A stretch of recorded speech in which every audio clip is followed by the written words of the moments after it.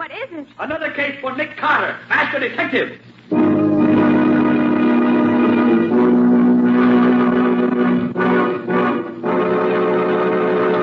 Yes, it's another case for that most famous of all manhunters, the detective whose ability at solving crime is unequaled in the history of detective fiction.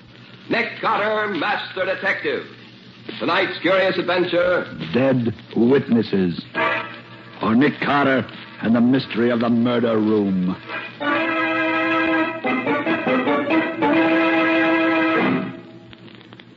How about having me lunch with me in an hour or so, Pete? I haven't seen you in a dog's age. Oh, swell, Nick. Where can I meet you? Well, suppose we get...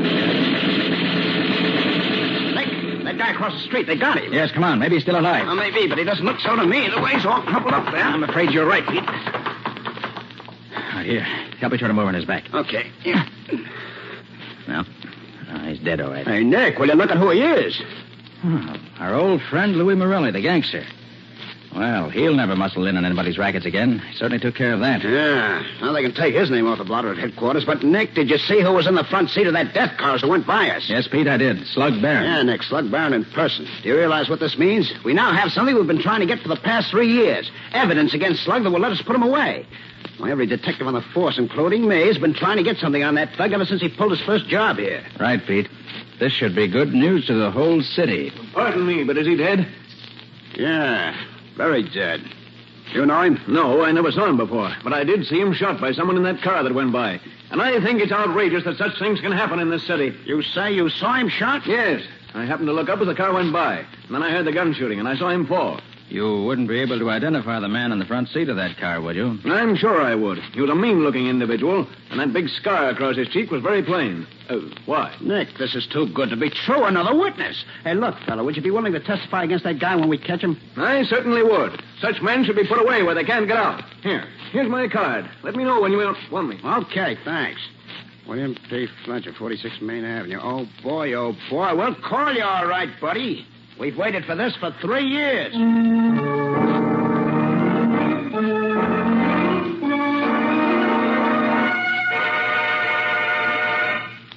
Nick, that's the best news I've had in this department in years. Have you picked up Slug yet, Riley? Oh, but the boys will be in with him any minute now. And then with 3 honest-to-goodness witnesses against him, we'll put him in the chair and strap him down tight.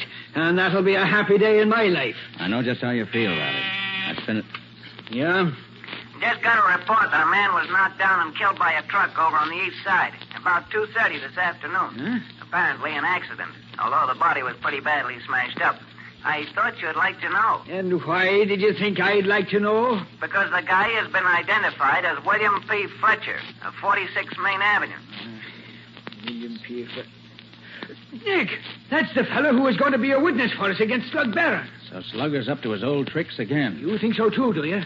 I don't think there's much question about it. Slug finds there's a witness. If witness can't be intimidated, witness disappears. Simple as 2 and 2. Hey, you'd better look out for a guy named Nick Carter, then. I've been doing that for years, Riley. This won't be the first time I've come up against Mr. Slug Barron. Hey, Chief. Huh? Look, we've combed this whole town from end to end, including up and down and sideways, and there ain't a sign of Slug anywhere. What do you mean there ain't a sign of him? There's got to be. He ain't left town, has he? Well, I don't think so, but we can't locate him. Him or the death car, and nobody knows anything about him either. Well, if they do, they won't talk. Which is nothing new. Well, if Slug's still in town, Pete, and you guys don't bring him in the next 24 hours, you can turn in your badges. Okay, Lieutenant, I'll do my best. Your best ain't good enough. You gotta do better. Can you beat it, Nick? For 3 years, this Slug Barron has been head man in the city. For 3 years, me and him has been at it tooth and nail. He's been the head of every big racket we've had. Why, we've arrested him 20 times, and 20 times we've had to let him go because we couldn't prove nothing on him. And every time we let him out of here, he laughs in my face. Now he kills this Morelli, and 3 witnesses see him do it, and they're willing to testify. And suddenly, 1 witness is killed, and we can't find Slug anywhere. No. Calm down, Riley. Your biggest job right now is to keep your witnesses alive until you do find Slug.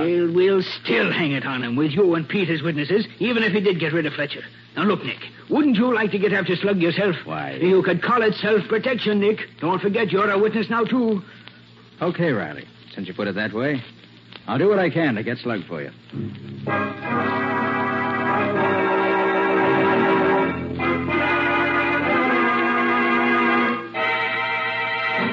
But, Nick, Slug Barron is a dangerous killer, and you know it. Certainly I know it, Patsy. That's why I'd like to see him put where he'd be in the receiving end of a legal killing. You mean the chair? I do. And the sooner he gets there, the better off.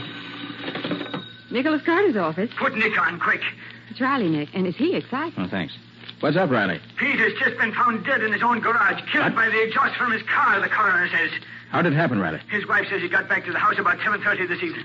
He drove in the garage and shut the doors, and about a half hour later, she suddenly realized that he hadn't come in the house yet. So she went to look and found the body. Do you believe it was an accident, Riley? I do not. It was Slug did it. There's no question about it. He's getting rid of the witnesses, and you're next, Nick. Okay, Riley. I'll get to work right away. I owe it to Pete as well as to myself now. Good, Nick. But watch your step, lad. Right, Riley. Oh, and Riley, I'd like to donate $100 to the fund for Pete's widow. He was my friend. So long. Did he say that another witness had died? Yes, Patsy. Pete's just been found dead in his car in his own garage with the motor running. But that could be an accident, Nick. It could, Patsy, but it wasn't. No more than that truck's killing Fletcher was an accident. That's Slug's specialty, being clever. He's dangerous, Nick. Do be careful. Well, Patsy, there's one thing in my favor. I know that Slug will never shoot me down out in the open. He only does that with his fellow crooks. Fletcher's death looked like an accident. Pete's death looked like an accident. And if he can get me, that'll look like an accident, too, which makes it easier for me to watch out for him. You mean he'll set a murder trap for you? Probably. Nicholas Carter's office. I'd like to speak to Mr. Carter, please. Just a minute. Here, Nick. See you. Oh, thanks. Hello? Nick Carter speaking. Mr. Carter, would you care to drop in on me and have a little talk? Who is this? That's not important now. The important thing is, would you care to come? Well, why should I be interested in you? It might be to your advantage. In what way? I know something that you'd like to know. I have some information that would help you in your search. Oh. Where are you? I'm in the Cascade nightclub. Will you join me? Yes. How can I find you? I shall be at the far right-hand table as you enter the main dining room. I shall look forward to seeing you in, shall we say, about half an hour. Okay. I'll be there. Oh, Nick, you mustn't go. This is probably the very trap you were telling me Slug would set for you. It may be, Patsy. Although I doubt that he'd use the Cascade nightclub. That's a little too well known for him. But, Nick, people who have legitimate business with you... Patsy, I can't afford to overlook any source of information. But there are other ways of getting information besides sticking your neck out for it. This man's voice interests me, Patsy. I think I might just see what he looks like. Besides, it isn't often that I get a chance to go to a nightclub like the Cascade. Maybe I can stick him with a check. Good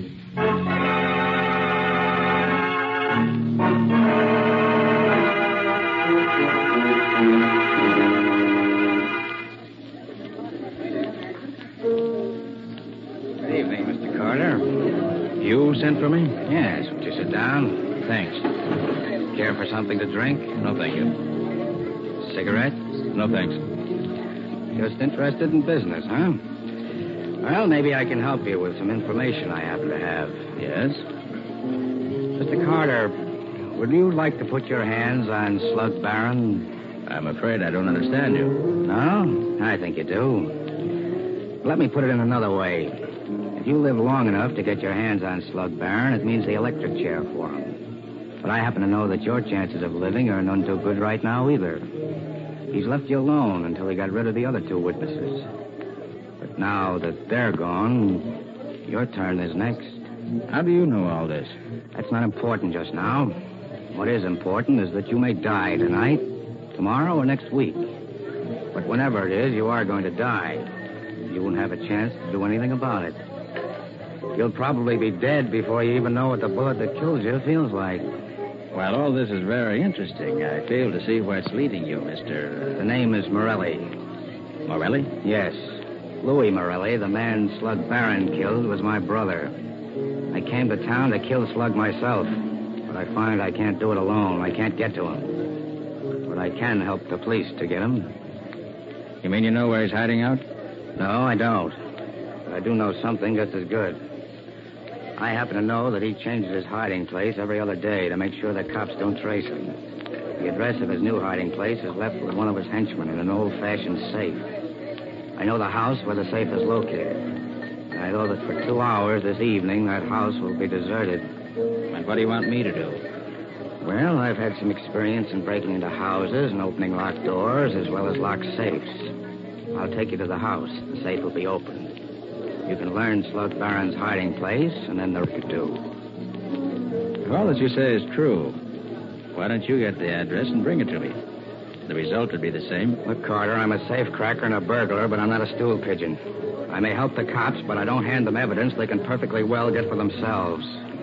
That's a rather fine distinction, isn't it, Morelli? You have your ways of doing things, Carter, and I have mine. You want to work with me or not? Very well. Where'll I meet you and when? Let me see.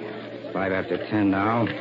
I'll meet you at 5 minutes past midnight in a doorway at the corner of Perry and Clinton Streets. I'll be there. Just one thing. Come alone. I can't afford to have anybody know I work with the cops. If you bring anybody with you, the whole thing is off. Remember, don't bring anybody with you. Very well, Morelli. I'll be there at 5 after 12. And alone.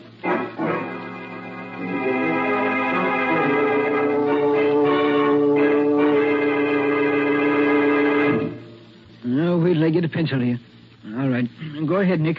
What's he look like? Medium height, black hair, blue eyes, little mustache. Weighs about 135 pounds. Parts his hair way over on the left side. Scar on back of the right hand. Nose has been broken and fixed up. Yeah. You know him? Well, not offhand, Nick. But if he's in the gallery, I'll get him for you. Is there anything else? Not now, Riley.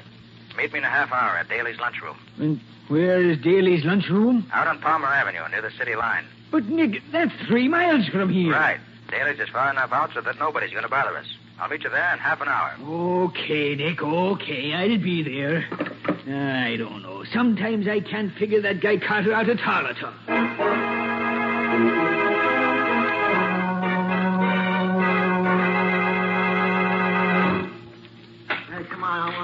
I think we can talk safely here, Riley. I should hope so. After getting me way out here on the sticks.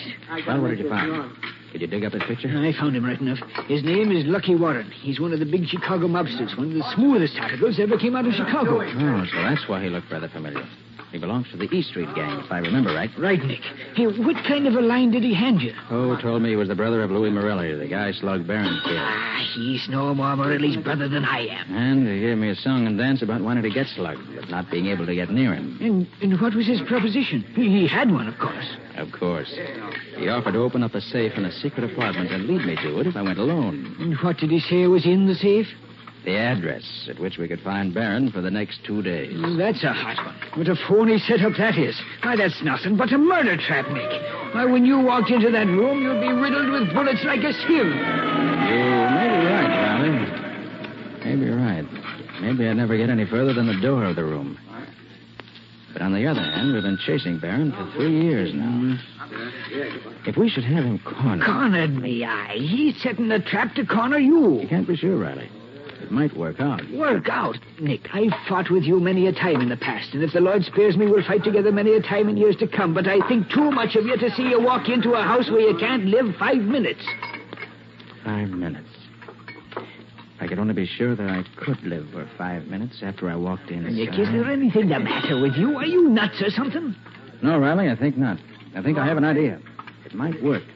And it might not. And you might live and you might not. Now, don't you see, Riley? That's true even if I don't walk into this trap of his. If it doesn't get me one way, it'll get me another. My only chance to stay alive is to get him first. And this plan of mine may be the answer. But Nick, you know you can't. Hold your tongue, Riley, and listen while I tell you my idea, because I'm going to need your cooperation as I never needed it before. Now, here it is.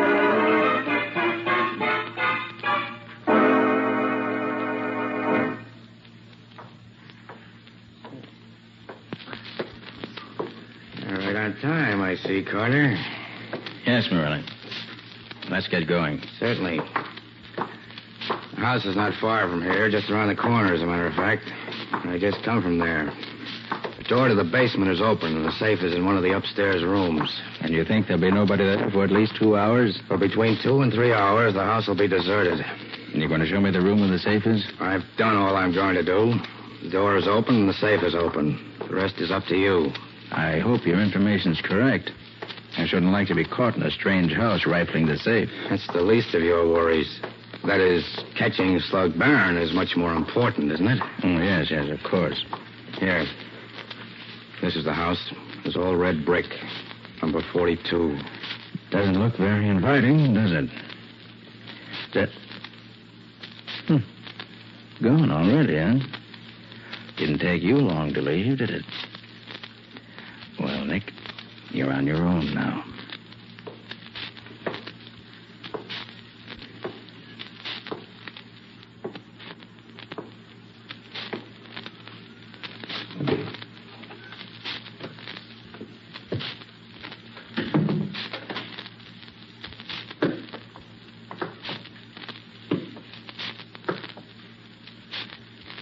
Nothing here in the basement to interest me. Yeah, glad I thought to put new batteries in this flashlight tonight.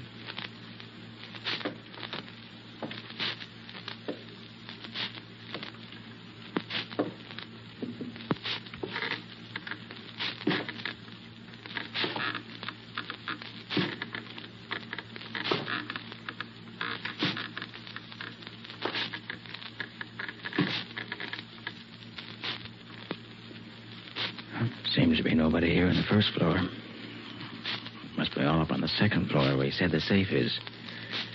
It probably won't bother me until I get up there, which is just as it should be.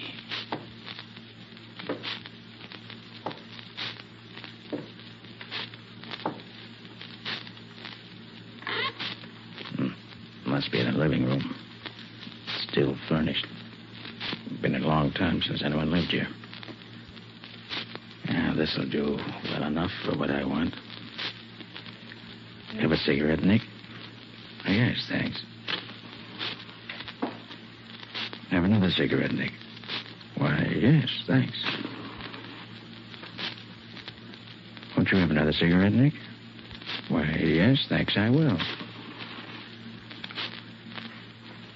Now. Sounds as if they're getting nervous upstairs. Oh, don't worry, friend. I'll be up in just a minute.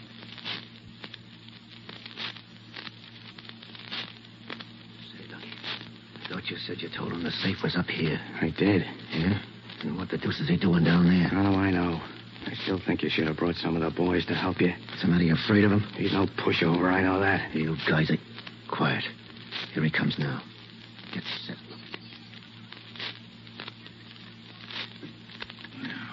These are the creakiest stairs I ever heard.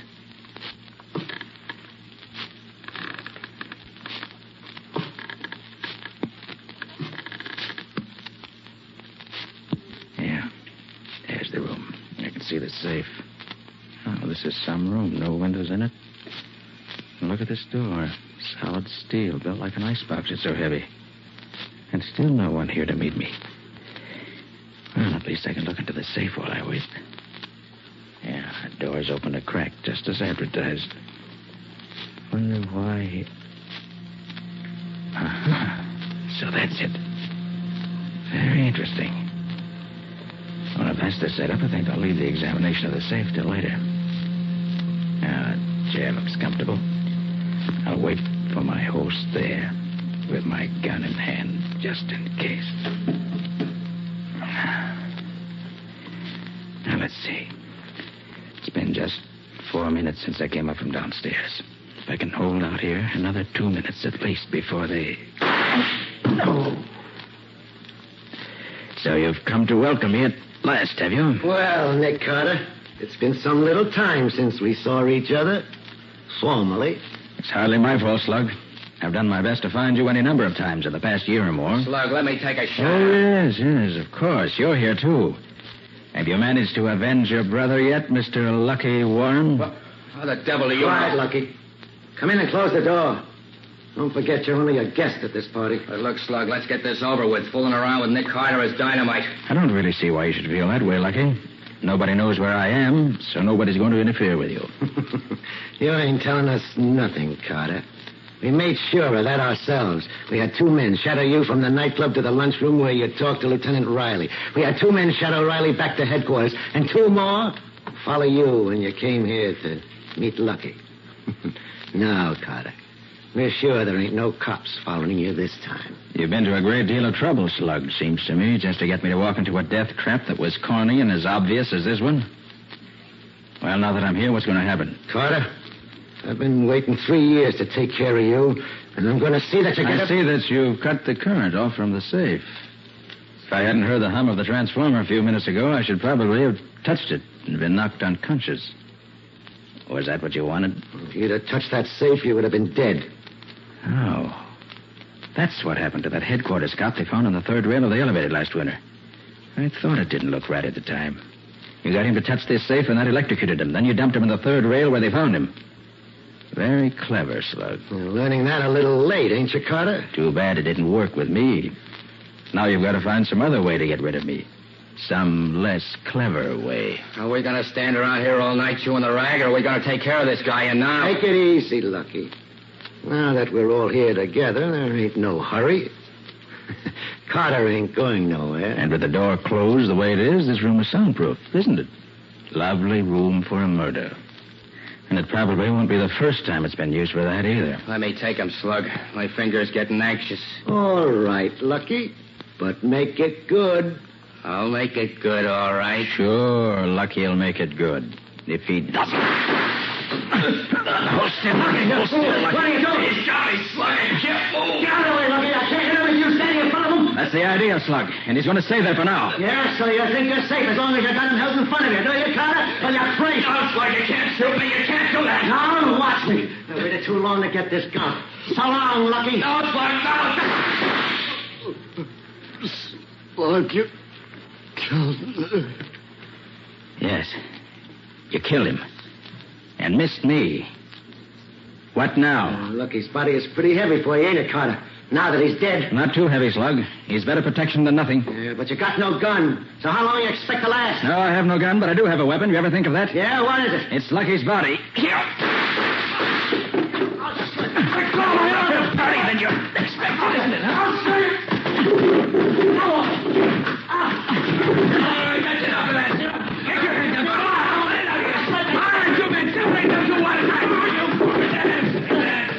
All right, now, put the cuffs on that mug and guard him with your lives. Take him down to the wagon. Thanks, Riley. I'm about all in. Don't know why I feel so weak. Are you hurt bad, Nick? No. Just a scratch on the head. It's nothing. Oh, nothing, is it? Sure, it's bleeding enough for 2 men. Hey, get the doc up here on the double. Okay, sir. How about that hole in your shoulder, Nick? I suppose that's nothing, too. You almost did for me, Riley. I was afraid I wouldn't be able to hold him for you. Hold him, did you say? Sure, Nick, you done noble. Nobody could have done better, or even half as good. I'm proud of you.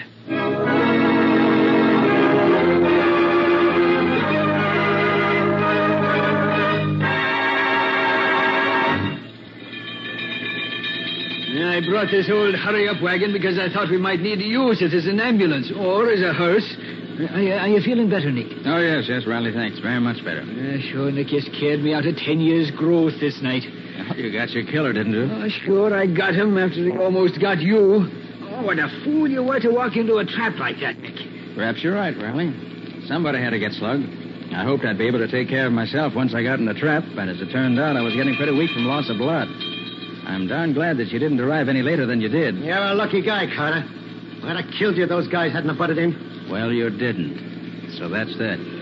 That's that, he says. Just like that. What a man. Look, Carter, these guys didn't follow you up to this house. I know that. How did they know where you was? Curious, huh? All right, I'll tell you.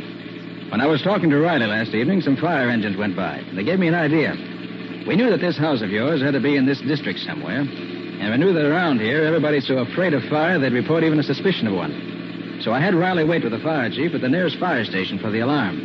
When they got the alarm, they knew where I was. And they came running. When they got what alarm? The alarm one of your neighbors sent in when he saw the fire. What fire? I don't know nothing about no fire. It was a good fire, Slug, while it lasted. But the boys from the firehouse put it out as soon as they got there. Where was this fire? Well, Slug, it was like this. When I stopped in the living room on the first floor of your house tonight, I lighted 3 cigarettes. I put a pack of matches under the curtains in each of the 2 windows and laid a cigarette across each pack of matches so that it would burn for a couple of minutes before it set off the matches. Then I did the same with a third cigarette and a third pack of matches, putting them under some dry stuff I piled up under the desk. And when the matches went off, they set fire to the curtains and the other stuff and started a nice little conflagration. And within 2 minutes, somebody phoned in an alarm just as we figured they would. It was a grand scheme, and Nick here thought it up all by himself. Look, Mr. Brains, why didn't you just set fire to the house and not bother with all that trick stuff with the cigarettes and matches? Oh, if I'd done that, Slug, you and your pals would have smelled the smoke and beat it before we could stop you. But I figured that by having the fire start after you and I got together, you'd be too busy to notice it until it was too late. Of course, I wasn't there till it was all over, but judging by the results, that's exactly what happened. Yeah? It's too bad the house didn't burn down with you in it, Carter. That was one of the chances I had to take. But it was worth anything to get you out of circulation. Which will be just as soon as we can get the electric chair dusted off for you, Slug, me boy. Exactly. The murder trap you set for me turned out to be a death trap for you, which is certainly poetic justice.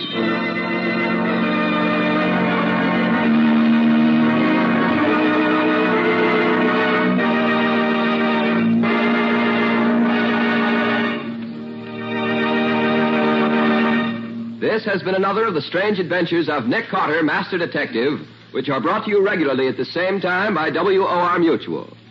How about a little preview of next week's story, Nick? Well, next week I want to tell you about an adventure that we had in which Scubby was much more concerned than I was. Well, that isn't quite true, Mr. Scott. What Nick really means is that while he was doing the detective work that finally solved the case, Scubby was having the real adventure. You mean that in this case, the solution and the excitement were two different things? Well, yes. We were up against a hijacking gang that stopped at nothing. Scubby set out to help me by getting some information from the inside. But all he succeeded in doing was to get himself in a real man-sized jam. With Nick getting him out of it, of course. Oh, of course. Well, if it's exciting, I'll be around listening. You'll find it plenty exciting, I promise you. So until next week, so long. So long. So long to you both. In the strange adventure you have just heard, Nick Carter was impersonated by Lon Clark, Patsy by Helen Choate, Lieutenant Riley by Humphrey Davis. Original music was played by Lou White. The entire production was written and directed by Jock McGregor.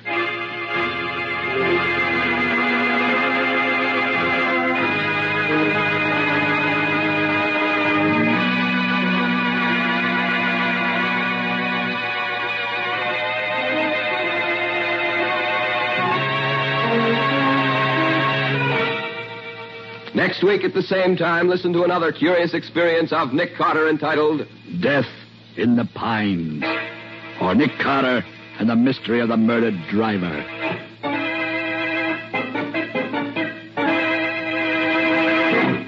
This story is a copyrighted feature of Street and Smith Publications, Incorporated. The Return of Nick Carter is produced in the studios of WOR and is broadcast over most of these stations every Saturday evening at 7 o'clock Eastern War Time. And don't forget that the adventures of Nick's adopted son, Chick Carter, are broadcast over most of these stations Mondays through Fridays at 5:30 p.m. Eastern War Time. This is Mutual.